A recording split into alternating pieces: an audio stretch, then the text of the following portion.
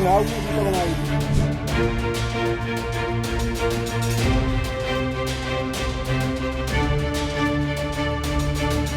नमस्कार, आप देख रहे हैं नवोदय टाइम्स पंजाब केसरी और मैं हूं आपके साथ रहनुमा। इटावा में कथावाचकों के साथ बदसलूकी के मामले ने टूल पकड़ लिया है। दरअसल आरोप है कि कथावाचकों के साथ ग्रामीणों ने मारपीट की, उनकी जाति पूछ के इसके बाद उन्होंने बाल भी काट दिए। लेकिन अब आरोपी पक्ष से पीड़ितों के खिलाफ आरोप लगाया जा रहा है, जिसने इस मामले को एक नया मोड़ दे दिया है। वो क्या आरोप है, देखिए इस रिपोर्ट में। ये नाव भी उसी ने बनाई थी।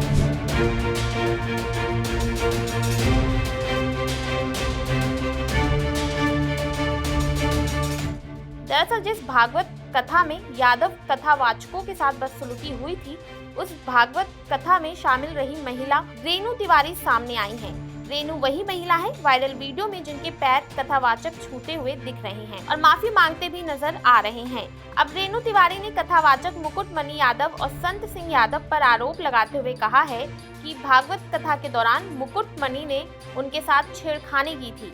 इसकी शिकायत लेकर वे अपने पति के साथ एसपी से मिलने पहुंची। उन्होंने जांच और कार्रवाई की मांग की है। बता दें कि ग्रामीणों का आरोप था कि मुकुटमणि ने खुद को ब्राह्मण बताकर कथा की शुरुआत की थी, जबकि वो यादव जाति के हैं। इस पर ग्रामीणों ने कथावाचक मुकुटमणि यादव और उसके सहयोगी संत कुमार यादव के साथ मारपीट की, अभद्रता की और दोनों के बाल काट दिए। वहीं पूर्व मुख्यमंत्री अखिलेश यादव भी इस मामले पर भड़क उठे हैं और उन्होंने कहा है, इटावा के दादरपुर गांव में भागवत कथा के दौरान कथावाचक और उनके सहयोगियों को केवल इसलिए अमानवीय व्यवहार किया गया क्योंकि उन्होंने अपनी जाति यादव बताई। ये वर्चस्ववादी मानसिकता और सामंती सोच की शर्मनाक वानगी है। पीड़ितों के बाल काटे गए, नाक रगड़वाई गई और शुद्धि कराई गई। उन्होंने इस घटना को न सिर्फ मानव अधिकारों का उल्लंघन बताया, बल्कि इसे संविधान के मूल्यों के खिलाफ बताया है। उन्होंने कहा है कि ये संविधान और इंसानियत दोनों के खिलाफ अपराध है। सपा प्रमुख ने चेतावनी देते हुए कहा है कि अगर 3 दिनों के भीतर दोषियों पर सख्त कार्रवाई नहीं हुई तो सपा पीडीए यानी पिछड़े, दलित, अल्पसंख्यक के सम्मान की रक्षा के लिए बड़ा आंदोलन शुरू करेगी। उन्होंने कहा है कि पीडीए के मान सम्मान से बढ़कर कुछ भी नहीं। वहीं मुकुटमणि सिंह ने बताया कि दादरपुर गांव के पप्पू बाबा ने 21 से 27 जून तक भागवत कथा की बुकिंग कराई थी। पहले ही दिन देर शाम भोजन करते वक्त पप्पू बाबा ने मुझसे मेरी जाति पूछी।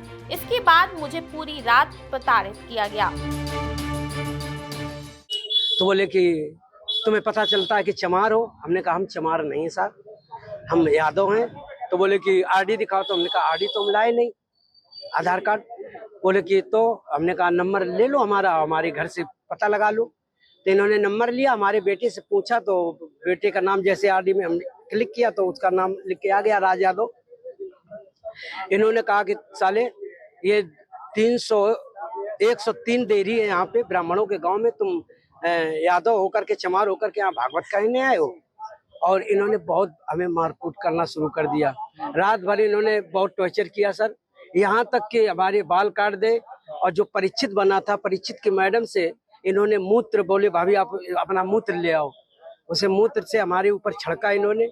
बोले ये अब पवित्र हो गए, ब्राह्मण के ये मूत्र तुम्हारे ऊपर पड़ गया, अब तुम पवित्र हो गए, अब बताओ। 21वीं सदी में आज भी लोग जातिवादी मानसिकता से उभर नहीं पाए हैं। कभी धर्म के नाम पे तो कभी जाति के नाम पर ऐसी घटनाएं सामने आती रहती हैं, लेकिन सरकार इन घटनाओं को कम करने के लिए कोई ठोस कदम अभी तक नहीं उठा पाई है। आपको क्या लगता है कि इन घटनाओं को रोकने के लिए क्या ठोस कदम उठाना चाहिए? हमें कमेंट बॉक्स में कमेंट करके जरूर बताइए और देखते रहिए नवोदय टाइम्स पंजाब केसरी।